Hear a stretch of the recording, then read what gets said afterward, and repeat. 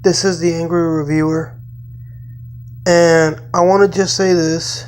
First things first, let me get this out of the way. The movie you're seeing in the background is Bloodsport 3. Now, I'm going to say this as a disclaimer. Nothing beats the original Bloodsport. None of these films tops the original Bloodsport. For the record, I'm not saying that Bloodsport 2, 3, and 4 are bad, but by far the worst sequel to the Bloodsport original movie is Bloodsport 4.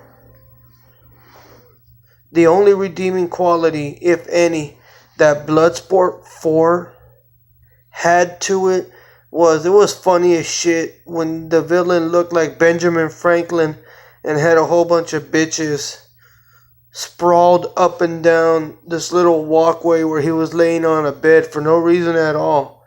Then you had this chubby fat dude literally walk up to the camera for no reason, no rhyme whatsoever, and start fogging it up with his bad breath.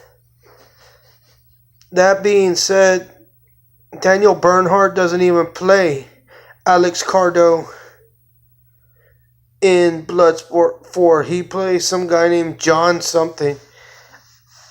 It was so bad I can't even remember the character's name. I own the film. I'll go back and watch it again so I can give you a proper review on it. But to be honest with you, it wasn't that great. It's not even worth watching. It's that forgettable. They have some fight scenes that are decent enough in Bloodsport 4. They're decent enough, but there's nothing worthy of a constant review. And if you're wondering who this is, this right here is my partner in reviewing, Sheba. Say hello to your fans, Sheba. Yeah. So, y'all saw beautiful Sheba. Back to what I was saying. So, yeah.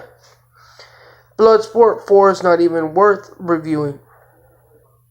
Personally, and that's my personal opinion, I think you're better off sticking with the first Bloodsport. If you must have a marathon, 2 is okay. It ain't the best. Van Damme openly admitted, he's done an interview on it, he was willing to star in Bloodsport 2 alongside Daniel Bernhardt so he could pass the torch. Basically, they were going to kill off Frank Duke's character. I'm sorry, I said Kurt Sloan because I was thinking of Kickboxer. But you know what I mean. They were going to kill off his character and have Bernhardt take the mantle from him. But they were giving him such lowball bullshit that he refused. And I can't blame the guy. I mean, if they were lowballing me to have Daniel Bernhardt replace me, I would just let Bernhardt take the mantle. I mean, if Bernhardt wants to do these direct-to-video sequels, that's on him. I wouldn't do it. See, but then again, I'm not denying it either. Bloodsport 2 wasn't that bad. Demon is nowhere near Beast in this film. And that's the villain's name. The villain's name is Beast in this film. And Demon was in Bloodsport 2.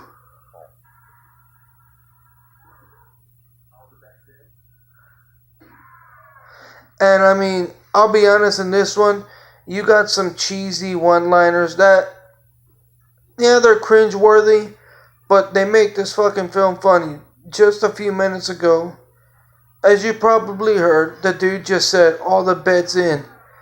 And he goes and straight jack slaps one of the enemies he's fighting. Classic 1980s shit. I mean, you can't get more cheesy than that. But that being said, to be honest, this review is on Bloodsport 2. Now I'm going to give you the pros and cons of Bloodsport 2. You know what? Fuck it. I'll give you the pros and cons of all the Bloodsport movies. Number 1. Pro for Bloodsport, the original. Even though they took the concept from Enter the Dragon, Van Damme made it his own, and it worked. Con. They took the concept from Enter the Dragon. Pro, I mean, they paid respect to Bruce Lee by doing so. Con, they could have made the film on the level as Enter the Dragon, but that's just my opinion. Now, as for the original Bloodsport, what can I say? It's a great film. You're either a Van Damme fan or you're not. You're either going to love it or you're going to hate it. I personally love it. I got nothing bad to say about it. Nothing bad to say about that film. It's all good in my book. I recommend you watch that one. Now, Bloodsport 2. The pro, there's a lot of cons, but the main pro is Daniel Bernhardt is not a bad actor. The dude's really not. He's not a bad actor. It's just that he was given a shitty script, shitty dialogue, and a shitty movie to work with. If they had let Van Damme direct Bloodsport 2 the way that he wanted and let him go out the way that he wanted, have his character, have Frank Dukes killed off the way that he wanted to be killed off, and let Bernhardt take it from there, like as his Avenger, well then, the film would have worked, and I'm sure Van Damme would have made a badass film. A lot better than the way it was made, and it wouldn't have been a direct-to-video sequel. You know, but that being said, now here's the cons. The cons for Bloodsport 2 is, even though there's great training montages, you can still tell it's a fucking cheesy direct-to-video sequel to Bloodsport. There's even a line at the end that's cringe-worthy, stupid, and just downright shouldn't have even been said. Son, Bernhardt's master, was talking to this little girl. And he was telling them how Bernhardt, they showed Bernhardt had a love interest. He fell in love with this girl. Yada, yada, you get it. Well, she blatantly asked, did he kiss the girl? And they show them kissing. Why the hell, if it's a Bloodsport film, would you show that? It's just stupid. That's how you know it was a direct-to-video sequel. It was a dumb shit film. I'm not saying, for the record, that Bloodsport 2 was terrible. Nothing tops Van Damme's Black Eagle, and nothing tops the cringe-worthy Bloodsport 4. Bloodsport 2 is just an average sequel that shouldn't have been, that nobody asked for, shouldn't have been made, but got made and could have been so much better with Van Damme behind the camera and in front of the camera than it was. Bernhardt's not a bad actor. It's just what makes him look bad is the shitty script, the shitty film, and the shitty dialogue he has to work with. Personally, this guy could have done so much more. So much more. and that would have been perfect. Bloodsport 3, the one that I'm watching, is not that bad. Not that bad. Again, shitty script, shitty acting. Bernhardt's a good actor, but of course, if your movie's got a shitty script, shitty dialogue, you're gonna act shitty. Demon and Beast. Beast is not bad in this film. He was actually a pretty good villain. He's nowhere near Bolo Young as Chung Lee in the first Bloodsport. And he's nowhere near the level of Demon in Bloodsport 2. Demon was alright. He wasn't the best villain, but the guy that they got to play Demon was a student of Bolo Young. So he didn't do too bad in his villainous role. He was what you would expect from one of those school bullies that, when you were in high school or elementary or whatever, that thought he was a tough guy until he used to bully you, treat you like shit, bully you until you finally stand up to him and whip his ass. That's the type of bully and villain Demon was in Bloodsport 2. Beast is just one of these roided out motherfuckers. He's the guy that when you go to the gym that's a lunk and has to point out what you're doing wrong, what he believes you're doing wrong, how he believes you should do things, and why you should do them, and he points out why you don't belong in the gym. All this shit. Like he's a fucking roidhead. I mean, the fight scenes in this are decent enough.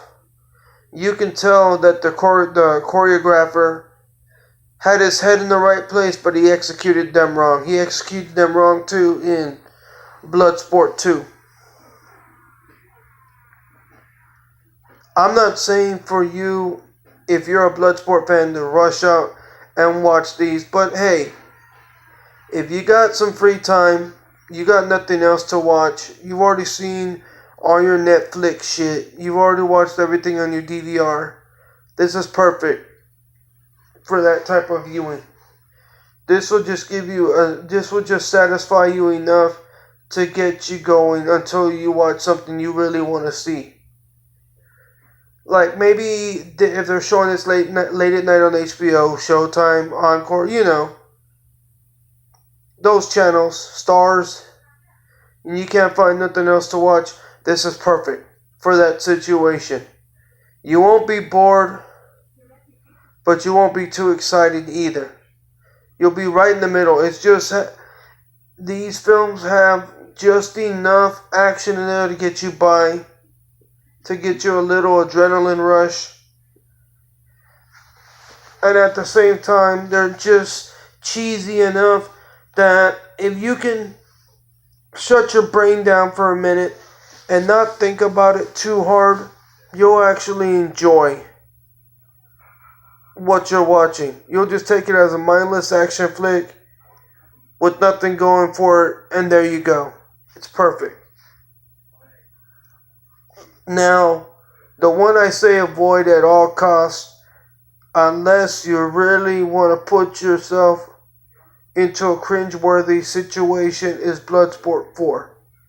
See, I found out about Bloodsport 4 one day when I was watching Sci-Fi. I think I was waiting for Mega Shark, which is another cringe-worthy movie, Mega Shark versus Mega Octopus, or some shit like that.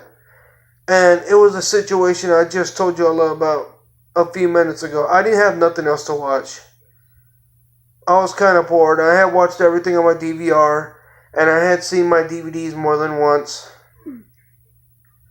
So I decided, what the fuck? It's a Bloodsport movie. When it came on, I sat down, and I went in there, and I wasn't thinking. I was like, oh, Bloodsport movie. Maybe this will be good. As soon as I saw it, I gave myself a headache and I wanted to bust my TV because the film sucked that bad. But once I got to the middle, and I had already shut off my brain and took it as a mindless action film, it was alright. Is it cringeworthy? Is Bloodsport 4 cringeworthy? Fuck yes.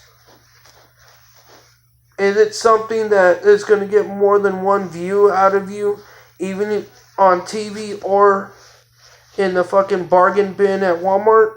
No. You'll watch it once and then you'll put it out of your mind and you won't even remember nothing about it. The only saving grace about Bloodsport 4 is the fact that the villain looks like Benjamin Franklin.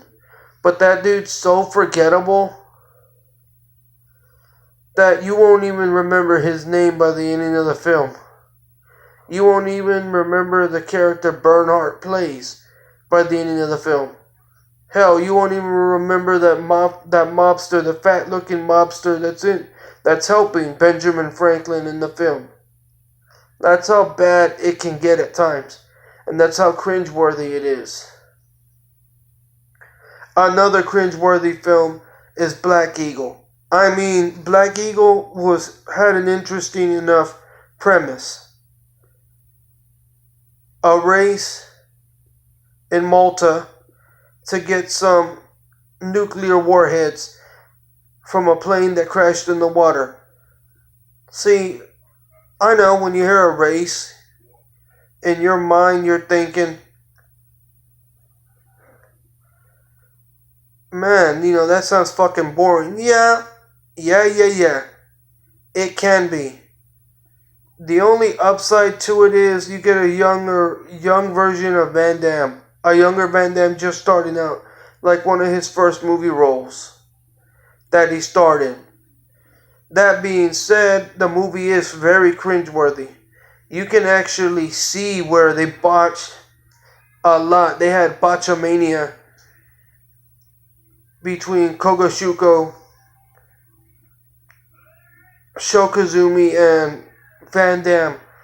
When they were throwing punches and kicks, you could see where Van Damme wasn't allowing himself to be hit, and where the guy from Revenge of the Ninja, Shokozumi, wouldn't allow Van Damme to hit him either. They were ducking, there were near misses, there was a lot of flying around when there shouldn't have been because the punches didn't connect and the kicks didn't connect.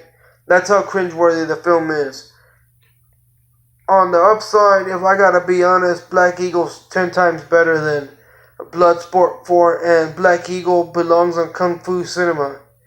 It's one of those Kung Fu cinema films that if you're in the right mood and your mind is that shut off, you'll actually enjoy it and you'll take it as that. Because it's like one of those old-fashioned Kung Fu movies that you're either gonna love or you're gonna hate.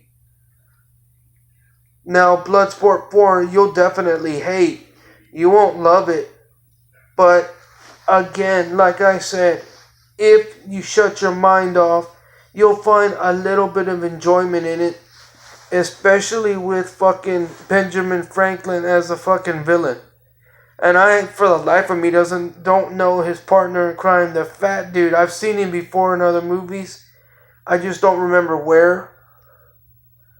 I don't remember Bernhardt's character's name because that's how forgettable he was in that movie. Benjamin Franklin's name, I don't remember him, so I'm calling him Benjamin Franklin. That's how forgettable that villain was. The guy working with Benjamin Franklin, that's how forgettable he is.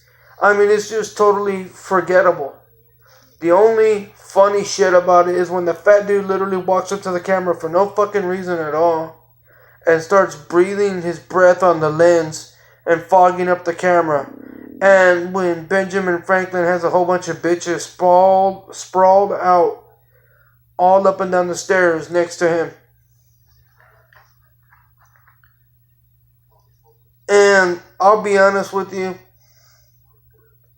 Yeah, those are about the only saving graces of this film because you can actually laugh at how cringeworthy they are.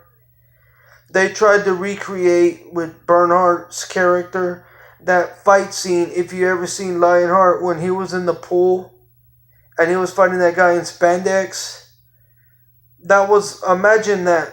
That's the final fight scene for Daniel Bernhardt's character, and for Bloodsport 4. They just took it out of the pool and put it on a mat.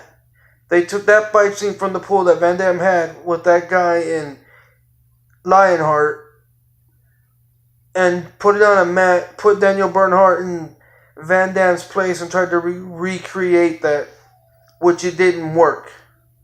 No offense. It just made the movie more cringe-worthy. That's why I say nothing tops Bloodsport 4.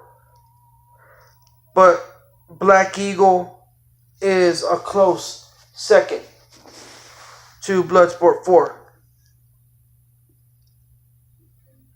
Now, I know many of you all might say, well, what about Kickboxer 5?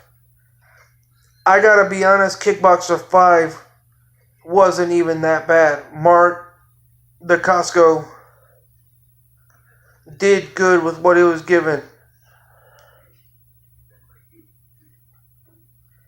He did what he had to do, and it worked. I mean, if I'm not saying his last name right, then you can correct me in the comment below, but you know what I mean. Mark Dacascos actually saved Bloodsport 5.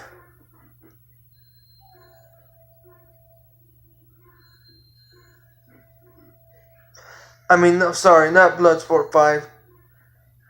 Kickboxer 5. He actually saved Kickboxer 5 Redemption. Because even though the film was so fucking terrible, it was a good display of his martial arts prowess.